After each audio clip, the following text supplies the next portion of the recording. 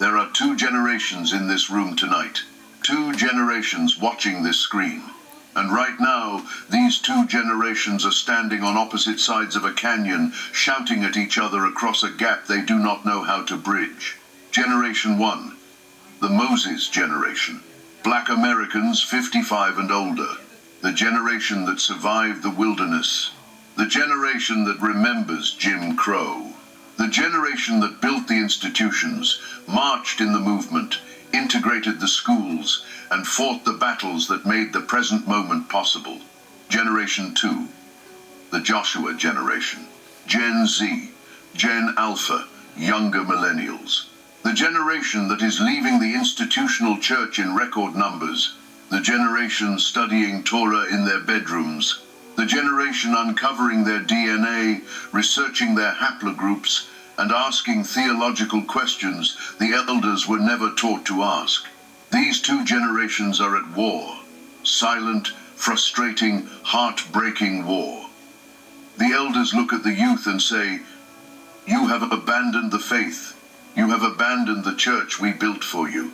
You have lost your reverence." The youth look at the elders and say, "You are trapped in a system that lied to us. You are protecting a plantation theology. You are defending institutions that demand our obedience, but cannot answer our questions."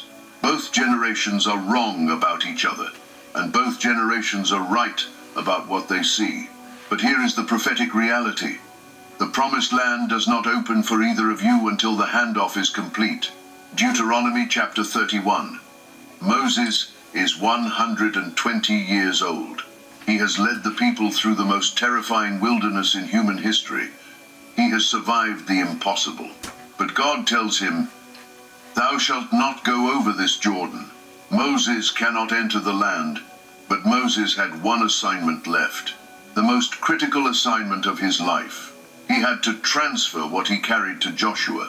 If Moses died without the transfer, Joshua would enter the land with weapons but no wisdom, strength but no covenant. Tonight, we map the Moses-Joshua transfer onto Black American generational dynamics. Because the elders have exactly one assignment left before the promised land opens.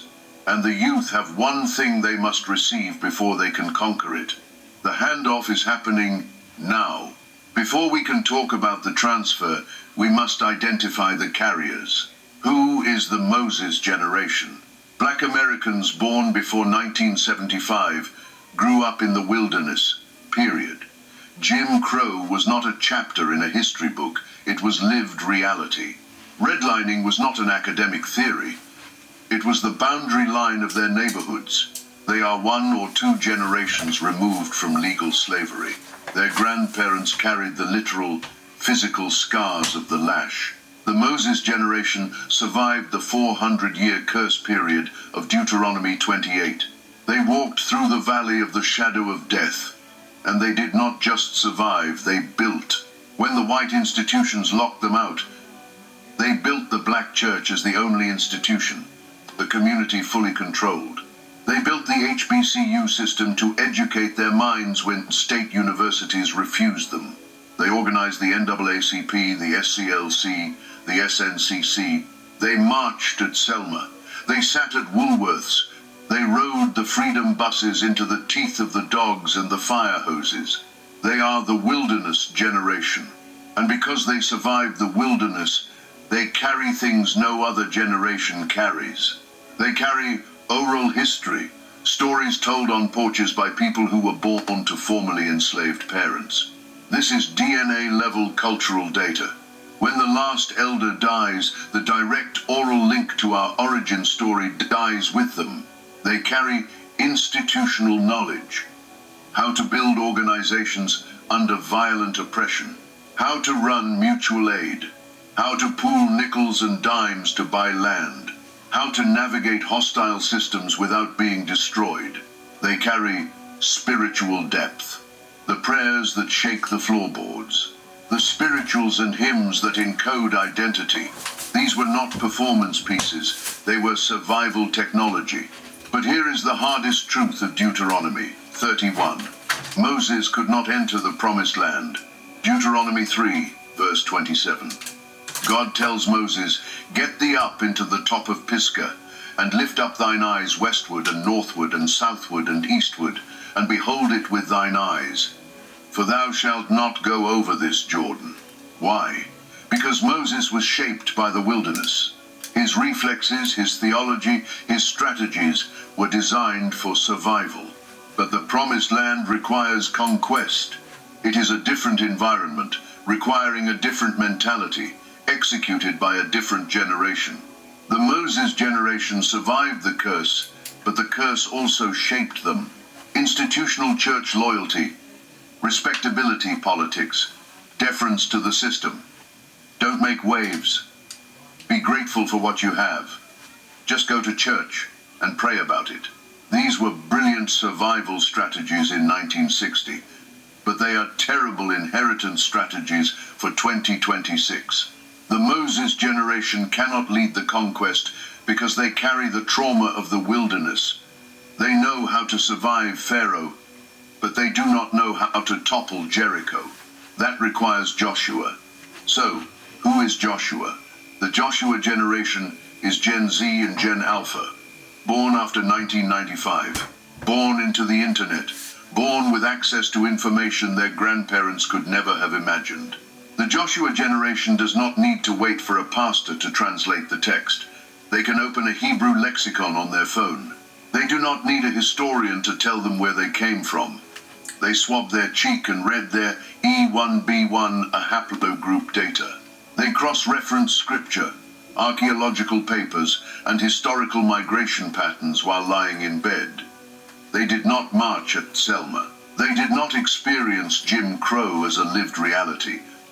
And this is their greatest advantage. They do not carry the trauma that shaped the survival strategies of the wilderness.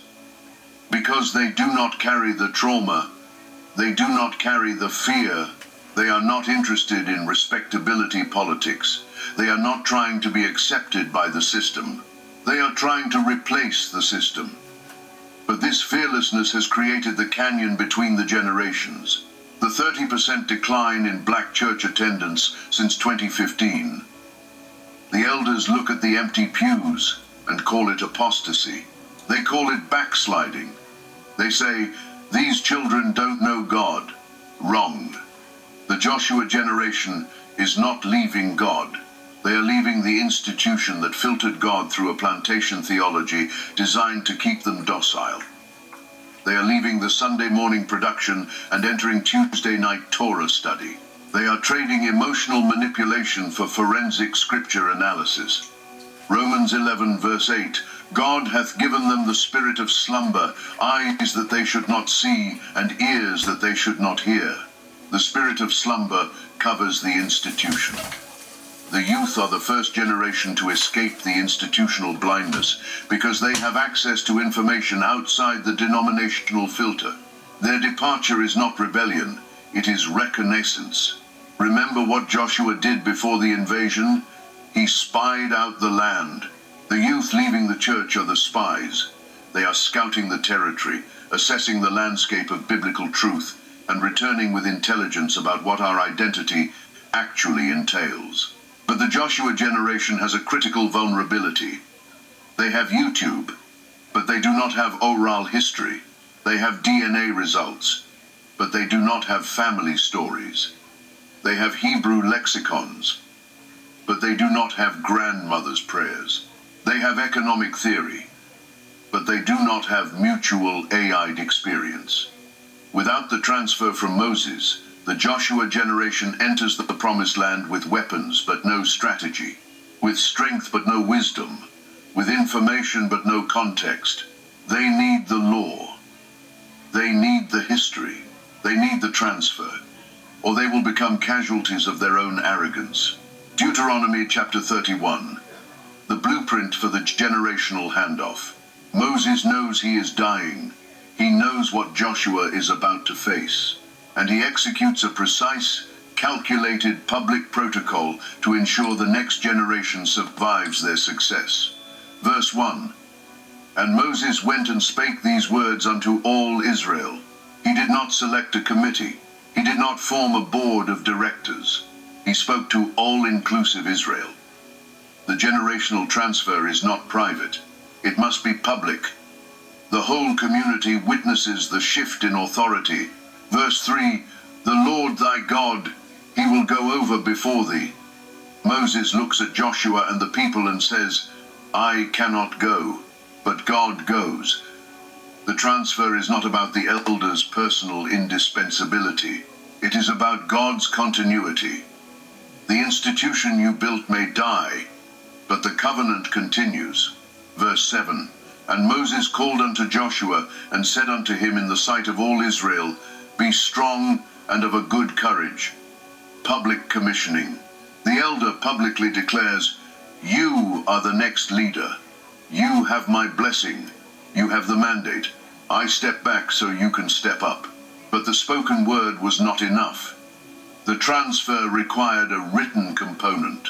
Verse 9, "And Moses wrote this law, and delivered it unto the priests, and unto all the elders of Israel." He documented the covenant. He did not leave it to memory. He wrote it down. And he gave a specific command for what to do with that documentation. Verses 12 and 13, "Gather the people together, men and women and children, that they may hear, and that they may learn, and that their children, which have not known anything, may hear, and learn to fear the Lord." The children which have not known. This is the entire point of the transfer. The generation that crossed the Jordan did not experience the Red Sea. They did not see the 10 plagues. They did not gather the manna when it first fell. They were born in the wilderness. They did not know the origin story through lived experience. The transfer is specifically for the generation that did not experience the trauma, so they can carry the wisdom without having to repeat the suffering. And Moses transferred everything. He transferred the LAW, the legal and covenant framework. He transferred the song Deuteronomy 32, a prophetic composition designed to be memorized so the people would never forget their history. He transferred the blessing Deuteronomy 33, identity affirmations and territorial assignments for every tribe.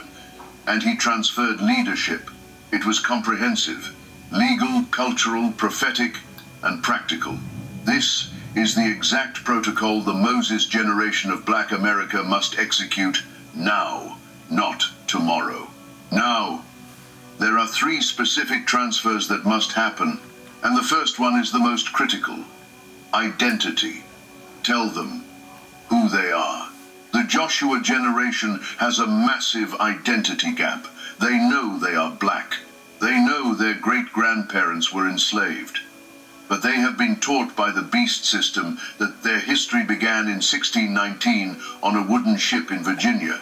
They know the trauma. They do not know they are Israelite. They do not know their ancestors built Nubia, mapped the stars, and walked with YHWH. The Moses generation knows. They may not have had the vocabulary of haplogroups, but they had the community memory. The elder who knows about the family branch that kept Saturday Sabbath instead of Sunday. The grandmother who spoke in a prayer language that sounded entirely different from the Pentecostal shouting. The grandfather who planted crops by the moon cycles and observed feast days nobody at the local church understood. These are identity fragments. They are the shattered pieces of Deuteronomy 28 scattered across family trees. And they must be transferred before the generation that holds them dies. How do you transfer identity? It is not a lecture, it is a protocol. First, record your elders. This is non-negotiable. If you are the Joshua generation, set up your phone this weekend. Press record. Ask your grandparents, tell me about your parents. Tell me about your grandparents. What did they call God? What songs did they sing at funerals? What food was always present at transitions? Second, document the family map.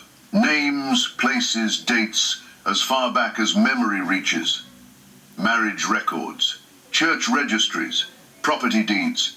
the pieces of the genealogical puzzle that connect the oral history to the DNA results.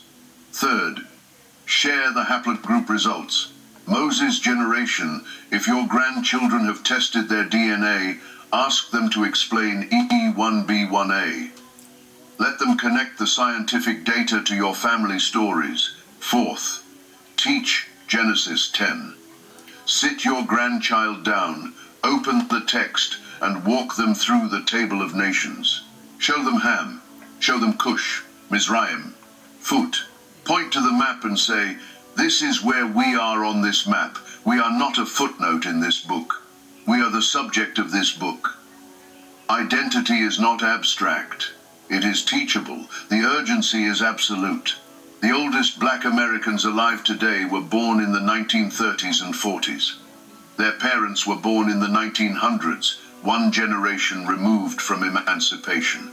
The oral history they carry is 2 generations from slavery.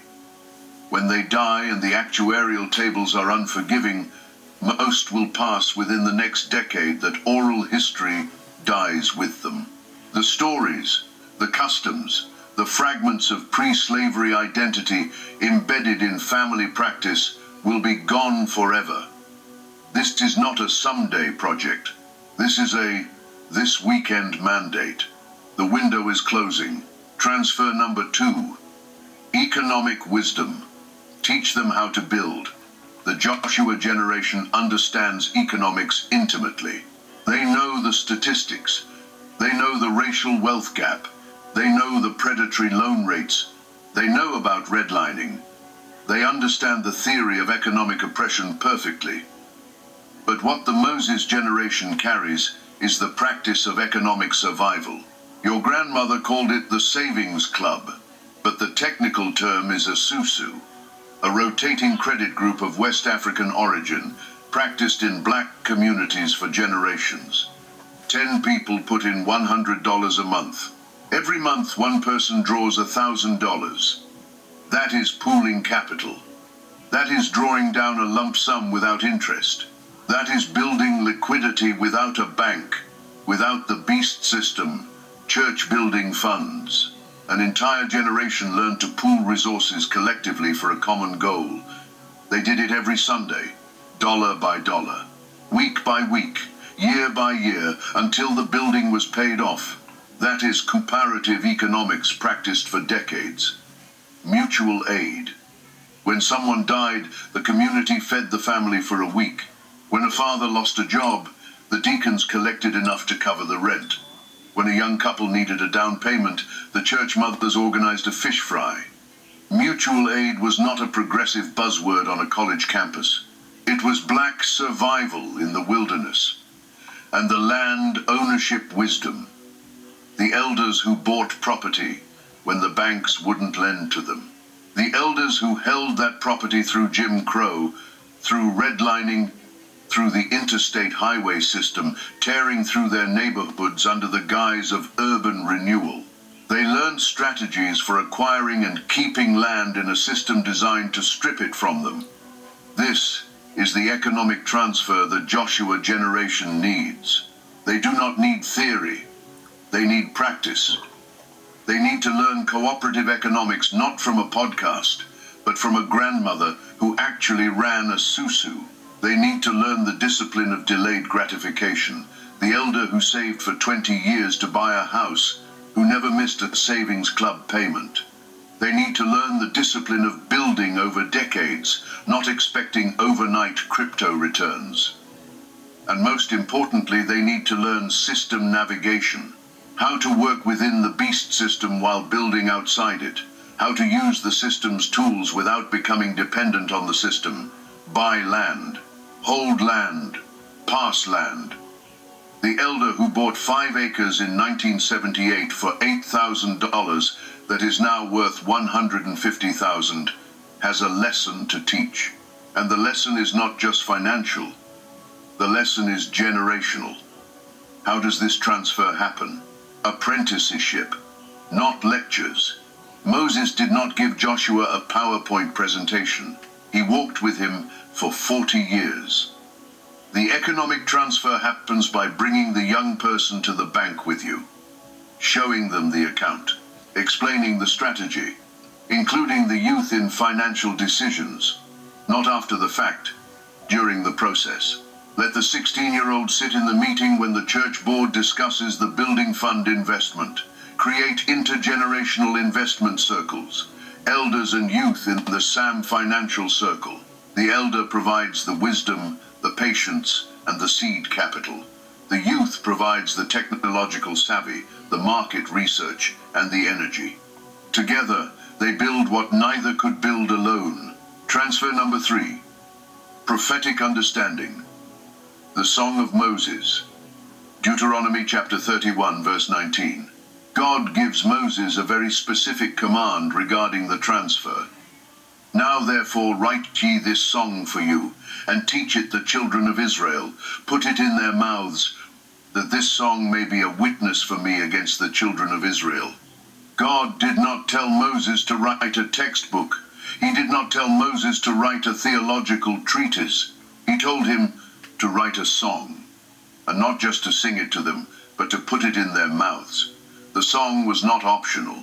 It was mandated, and it was specifically designed as a generational transfer mechanism. Why? Because you can forget a lecture. You can forget a sermon. You rarely forget a song. The Song of Moses, recorded in Deuteronomy 32, covers God's faithfulness, Israel's rebellion, the consequences of abandoning the covenant, and the promised restoration. It is a complete prophetic narrative encoded in musical form. The elders of Black America have their own Song of Moses. The spirituals function the exact same way. Wade in the Water is not a folk song. It is a transfer document. It carries the knowledge of ritual purification, of escape routes, of survival, the hymns, the moans, the melodies that came from somewhere no one could name. These are prophetic witnesses. What else must be transferred in this prophetic category? The pattern. The Moses generation saw the civil rights movement. They saw the assassinations of the leaders. They saw the backlash. They saw the flooding of their neighborhoods with narcotics. They saw the mass incarceration explosion. They saw the DEI purge. They know the pattern of how the system operates because they lived the pattern. They know that every systemic advance is met with a systemic counter-movement.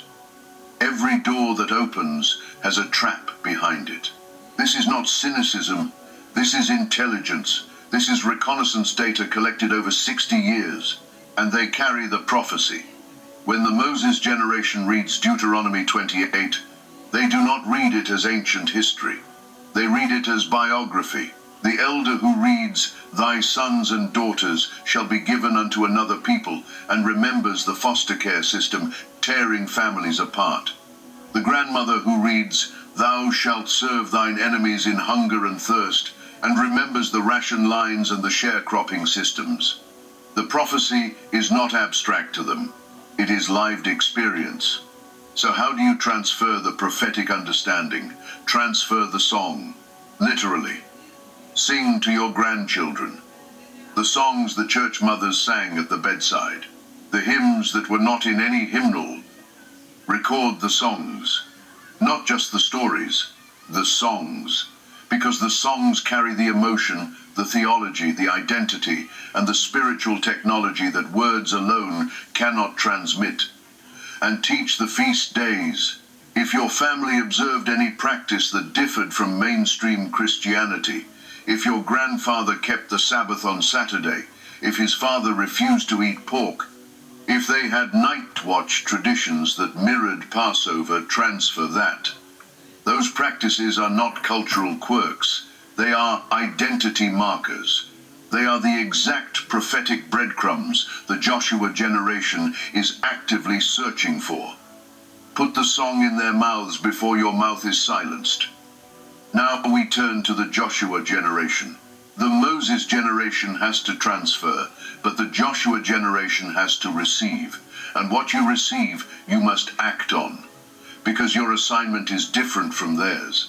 Joshua chapter 1, verses 6 through 9. 3 times God tells Joshua, "Be strong and of a good courage. 3 times. Why? Because what God is asking Joshua to do is terrifying. Moses had to survive the wilderness. Joshua has to conquer the land, taking territory from established powers, tearing down Jericho, fighting the giants that terrified their parents 40 years earlier. The Joshua generation's assignment is not survival. The Moses generation already survived. Your assignment is possession, taking the territory, building the institutions, establishing the economics, creating the educational systems, possessing what the Moses generation could only see from the mountaintop. What must the Joshua generation build with the transfer? Educational infrastructure. Schools that teach covenant identity alongside academics. Not just church schools that replicate the denominational filter. Identity schools that combine Genesis 10 with mathematics, Deuteronomy 28 with science, Hebrew language with English literature. Economic systems.